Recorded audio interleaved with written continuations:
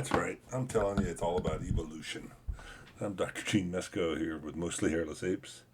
Moving on with, I promised the Bible and the suggestions from the Bible. I think the Christian Catholic Bible with its commandments is a little obnoxious. And all I think anybody can do, if you're going to try to suggest something ethical, is say, all right, well, here's a suggestion. Here's something you might try. It's worked for me. And we've been through a little bit of the list already. We talked about understanding your environment. Once you understand where you are in the world, you figure out what's good. You got to decide what's good. And then you got to maximize probabilities in your favor. You just got to take the opportunities when they present themselves. You got to minimize your hazards. And you go on with life. And today, we're taking it to the next level, though. We're acting like we're all going to be adults. And if we're all adults, what you have to do as an adult is stand up for something.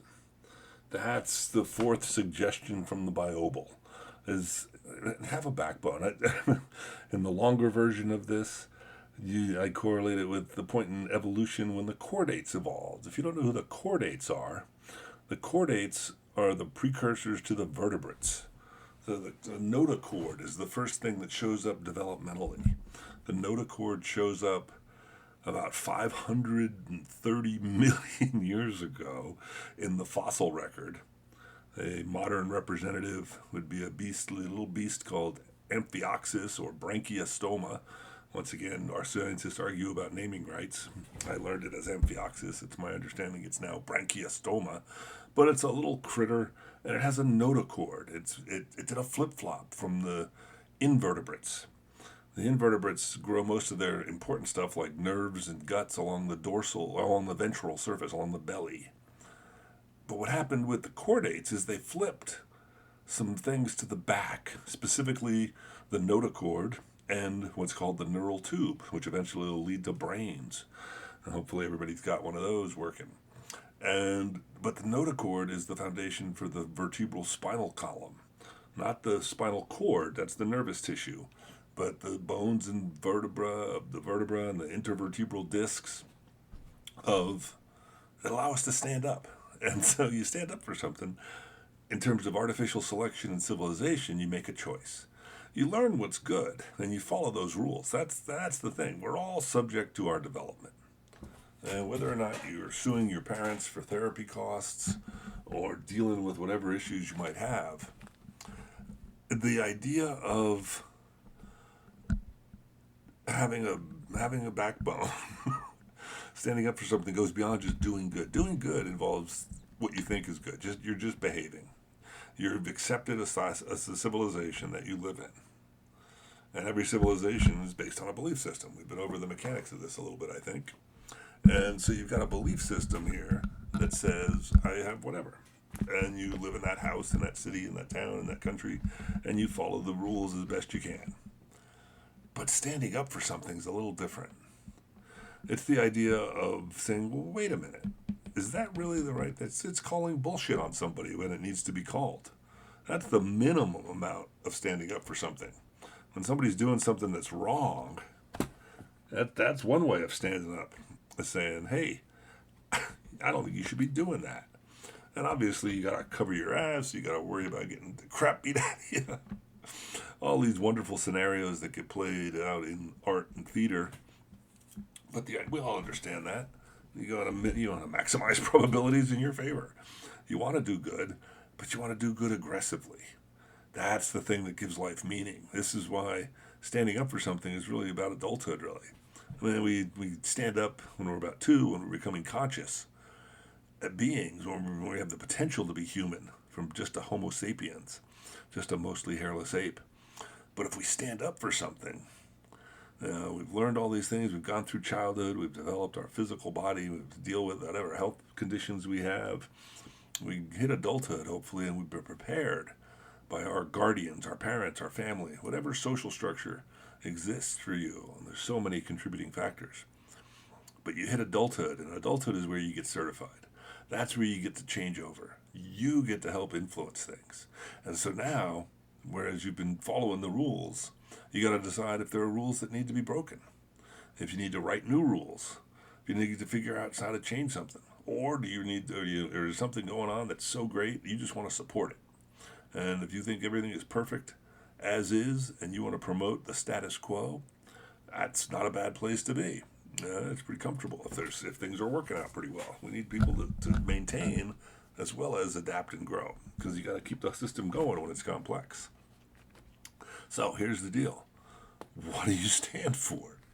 When you stand up for something, it's a case of declaring. You have to shout out loud, what is it I'm going to stand for? What is that? For me, this is why I'm doing this. I've hit a point. I've retired. I've been teaching biology for decades, and I realized evolution has this marvelous story to tell, this explanation for who we are and what we are, and the fact that we can do this thing called artificial selection, that we have free will. If you don't believe we have free will, I don't know where else to go with you. That's mental masturbation, to go beyond that point. It's fine for a cocktail party, or maybe even a philosophical journal, but the point being, if we don't have free will, nothing matters. There's no significance to anything. But if I have the ability to influence events, if I have some ability to think and say, wait a minute, pause, take a second, not just react to my biochemistry. Perhaps there is something inside of me, be it a soul, a chi, a neurochemical avatar in a neural circuit, whatever it is, we don't know. Someday we'll figure out what consciousness is. We're not there yet. But when we figure out consciousness is going to be this structure that gives us free will. It doesn't have any meaning otherwise. It gives us this entity of self. I'm aware of my environment. I understand my environment. I've been following the rules. And now I want to do good. I want to say, well, what's good about the life around me and what's not good? And that's what you should stand up for. You should say, I'm going to support this or I'm going to attack that, whatever it might be. I don't know. What's it for me? For me, it's ignorance. This very process of civilization, which we just don't appreciate. I haven't been a very good rule follower in my life. Certain rules. I've been married to my wife for 42 years. As far as she knows, I've been ultimately had high fidelity. That one will come back and bite me in the ass. Oh, yeah. But the point being, been married for 42 years, and I've got a partner who supports me, and so I know where I stand with her. I know where I stand with my kids. The three out of four still talk to me, so I'm good. But that's life. I was a parent for years, and I'm a grandparent now. It's so cool having a buffer. That's one of those things that makes you mature. When you stand up as an adult, it's a really nice situation. If you still have adults in your social network, whatever it is, hopefully parents, grandparents, but they're buffers between you and the grave. Once again, we're all going to die. No illusions here. There may be an afterlife, but nobody's got any evidence. So we don't include that in our ethical decisions. And that's what we're trying to do here with the Bible. We're trying to make new ethical decisions. And so the only ethics that we should discuss socially and civilly is what's going on Earth. That's all we can prove, is that we have existence. We understand our environment. Some of us understand the issues with climate change. Other people refuse to look at the data. And that's a separate issue. And eventually, hopefully, we'll get to the point where only people who are reasonable enough to look at established data and evidence and reason and deal with reason and logic are the people who get to vote. We're obviously not there yet. We unleash this demon of democracy, and that's what they realized. That's what somebody back in the 70s and 80s, the Powell Memo, that's a good one. Have you ever heard of that one? The Powell Memo he wasn't a Supreme Court justice at the time, but it was back in the late 60s, early 70s. And it's what set us on the way to Ronnie Reagan and trickle-down economics and all the bullshit we've had, and all the way to the terrible tangerine. Because we had a choice years ago. Here's my interpretation of what we've been doing, my understanding of the environment. Because I was raised during the Cold War. I was born in 1960. 1960 was the Cold War. James Bond was just coming out. We weren't in Vietnam yet. We hadn't had that slap in the face as a country. We were still riding high. We were great. Make America Great Again is all about the fact that we had this marvelous perspective that some of us were doing really well back in 1960. We finished World War II as the last major standing economy. So we had about a 20-year run, about 18 to be precise, from 1945 when we nuked Japan. And everybody said, okay, that's enough of that stuff. And we moved into the atomic age. Then we moved into the Cold War because we said, oh, we had mutually assured destruction. So we had this weird idea of the nuclear weapons and spies and the Cold War. That was my development. And I thought about joining the Navy too. I did my very minimal involvement with that and said, wait a minute, I don't want to nuke people. I don't want to bomb people. I kind of like what's going on. I like civilization. I like traveling. I like seeing stuff. I like trying different foods, listening to different music. Why do we want to blow people up? Why are we killing all these other people? Those are the questions I remember asking because I was raised Roman Catholic. And as fucked up as the Catholic Church is, down at the core, the troopers in the Catholic Church, the nuns and the priests and the true believers of the interpretation that I got in the 1960s growing up, going to Catholic school for 12 years, was that, oh, wait a minute, we're supposed to do good in the world. You're supposed to make the world a little better. That's what I got. If I got nothing else from my education, I got all the mechanics. I got the 3 R's. I got an interest in science somewhere along the way. But I was also given this idea of morality and ethics. The idea that, a group should exist to make everybody's life better. That's the best reason why we should deal with each other. Why else do you deal with assholes? Why else do you deal with people who are pains in the ass? Because we want to make the world a better place. And we know there's idiots out there. And so now the question becomes, well, what's a better way? What's a better way to do things? What's a good way to do things? What are we doing right now that's good? Well, that's the whole thing. You should be doing good based on your environment. People told you this was good, and you either bought into it or you didn't. And that's what stand up for something is about. This is where the 4th suggestion is about. The 4th suggestion is do good, go out, but stand up for something. Say this. I think this one's really important, and this needs to stay the same, or this needs to change. Because if you don't have a solution, don't waste our time saying, "Oh, that's a problem." That's the true mark of maturity. I think somewhere way down in the future, I would like to belong to a civilization where one of the criteria for adulthood was that you actually published something or created a significant work of art. I'll say a professional work of art. You make enough of a work of art that it pays you enough to live for a year. That you could work for a year on a project and have a year of work to do. And conversely, because I think that's about how long it takes to get a good science paper out. If you want to prove something scientifically these days, it'll probably take a year of your life, depending on where you're working and what resources you have available to. Could be shorter in both cases, for art or science. But if we're not making something that's truthful or beautiful, what's the point? That's how we're going to measure adulthood. If you're not making something truthful or beautiful, that we know there's problems. We all have problems. We're all doing the best we can. That's the concession of life. That's why we got rid of the rich people. That's why we're going to have another revolution down the road where we get rid of rich people, because rich people suck. Rich people don't follow the rules. Whatever rules we have, rich people don't have to listen to them. That's the best thing about being rich. If you have enough money to make your own rules, why should you listen to anybody else's? If you have so much excess cash that you can give it to somebody and say, "Oh, sorry, I broke that." I remember a story from a few years ago about, you always hear about LA traffic, and a celebrity, you would know his name, you might know this incident. I'll not mention his name here, but other than that, he was a guy, since I've said he already, but we all know about violence in males versus females. And he was in the LA traffic, stopped on the freeway, and somebody kept honking their horn, as the story goes.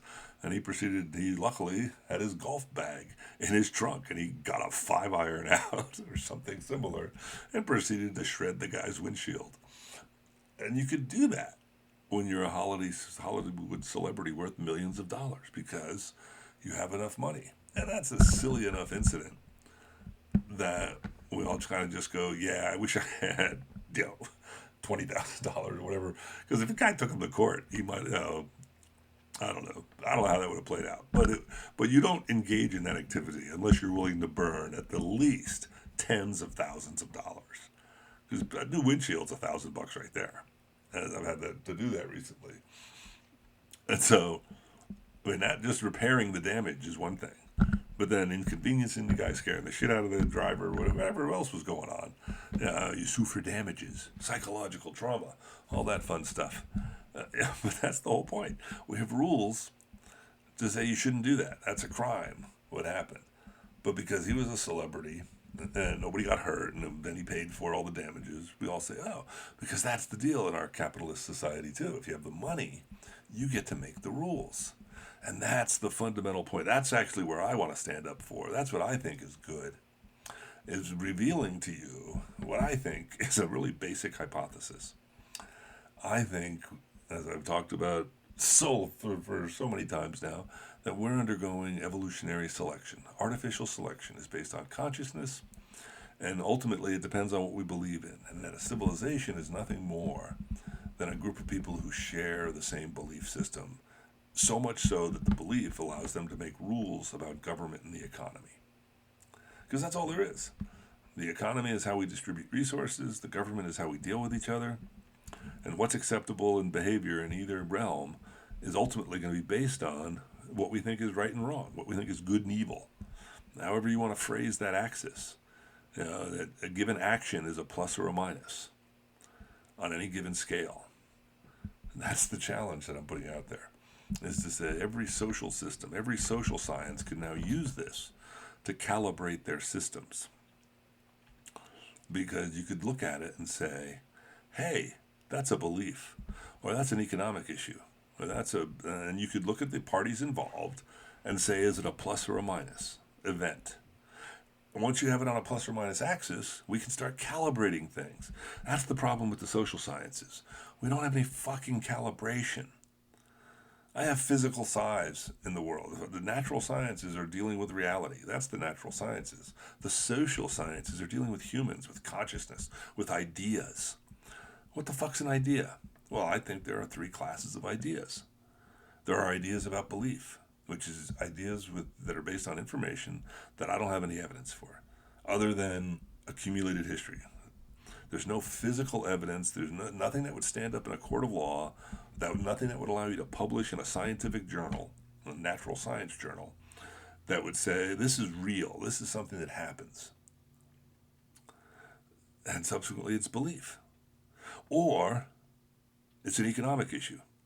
This is the market. Whatever market you're dealing with, the market says, this is what this costs, this is what this is worth, and it impacts when they sell this or buy this, I gain or lose. It's a good deal for me or it's a bad deal for me. I'm paying out for energy because fucking climate change is making the planet warmer, so I need to run the air conditioning longer. So I have to send more money to the power company to run my air conditioner. If I have air conditioning, that's really great. But it's a cost, and it's a cost-benefit analysis. That's the beauty of embracing evolution as our model, as our explanation for life on Earth. It goes away with whims of gods. We don't know what the fucking gods are doing. Nobody knows what the gods are doing. So get over it. You can't prove any of them exist in the first place. But why do we have gods? Because people came up with the idea that we needed rules. And I couldn't convince you that we needed rules, so I needed a god to scare you. And that's what gods do. They scare us with images of heaven and hell, and we won't get to one, and we'll have to go to the other. And there's going to be this horrible afterlife, and there's all these repercussions. What if we behaved? What if we were doing good because we just thought, oh, it's good for other reasons? Like, a fundamental belief of doing good for me is that humans, as a species, should try to avoid extinction. We should try from killing each other. Because here's the deal. If we stay alive, then we win the game of life. We're not going extinct. We will not go gently into that good night. Thank you, Bill Pullman. And we move out, and maybe we diversify. Maybe eventually we evolve into multiple species. Maybe Homo sapiens becomes Homo terrestrial versus Homo sedaris. Maybe we live in the Bobaverse. Oh, but I don't know. I don't know where it's going, but that's the whole point. I'd like to know. I'd like to help people push us that way. That's the tapestry I want to weave in life. That's what I think is good. Is that we survive and we live another day. And along with that, that means we should bring along the rest of our biological baggage as much as possible. Maybe we take out mosquitoes. I don't know. I think we modify the ecosystem. We gardenify the earth. We decide what's going to live and what's going to die. We do it anyway. We do it haphazardly right now. So I think as a neutral point for the next year until we get to next April 1st, and we can pick another foolish objective to try and follow. But I think we should try to stabilize life on Earth. That should be our goal until we've stabilized life on Earth. If we hit April 1st and we haven't stabilized life on Earth, then we should just say, oh, all right, we got to go back and try and do that. And what do I mean by stabilized life on Earth? I mean, as far as humanity goes, we take all the people that are alive and we work on communicating with them this idea that we want to sustain life on Earth. And in order to sustain human life on Earth, what we would like to do is say, we think the most reasonable course of action, the best good for you, is to reproduce at a rate that allows you to optimize the development of your offspring. So we tell people, don't just fucking crank out babies. As fun as sex is, orgasms, libido, we'll talk about later. But the whole point of sex is to reproduce. And if you're not paying attention while you reproduce, which is why we're so fucking neurotic about it, because if you have too many children, you have too many mouths to feed. There's too many resources that have to go into taking care of those children. We have to educate them. They're not freaking useful on average for 20 years. That's why development needs to be part of the society that we have. And so you know, part of sustaining humanity then is to develop civilizations that have stable networks for the development of children so that we can all be functional adults. Who are functional adults? Well, basically the professionals. A professional is someone who has some specialized knowledge or skills that are enough to make them, to provide for their livelihood, to keep them alive. If you're not paying your own way, you're really not an adult. Because whatever else we want to say, that's the economy. The economy is resources. There's no free ride. There's no free lunch. As much as people say, you got to get out there and do something. And if you're willing to do something, we should be willing to pay you at a living wage. And that should be the criteria for payment. Not entertainment value, not whatever the owners of all the banks say, whatever all the rich people fucking say. We'll get to them later. Just how do we maintain optimal development? Everybody should have access to medical care and education and housing and some opportunities for development so that they can see the world. They can understand that they're part of this amazing evolutionary experience that we're all on, and that their job is to understand their environment, to understand what's good, and eventually go out there and stand up for something and drive evolution however they see fit. That's the beauty of competition. And competition should only be at that level of intellectual. We should get rid of the physical competition. We waste so many resources shooting at each other and blowing each other up. Think about all the fucking trillions of dollars we've spent blowing each other up and shooting at each other and all of that crap. And how many houses we could build, how many children we could feed, how many schools we could build, how many laboratories we could build, how many artist studios. Think of all the frickin' crap we could build with the money that's spent on fucking bombers and nuclear weapons and all of that bullshit. Oh my fucking God. Zolzar the Almighty would be offended. Because that's what we should, to me, that's what's doing good. Is fucking, I'm a hippie, I guess. And so the only thing that made sense to me from the 60s was the hippies. They were making sense. They'd been laughed out of the realm. But their job, fucking John Lennon and everybody else, I started this with revolution. Because to me, that's good. You gotta fucking question authority. That's the suggestion for later. But we gotta question authority and say, wait a minute. How can I do good here? What is this good? What you're doing is not good. Half the shit that the terrible Tangerine is doing is not good. He's just picking on people just so he can fucking skim money and sell Bitcoin and whatever the fuck else he's doing to make money. Because that's part of the pathology. The pathology that cash is a be-all and end-all.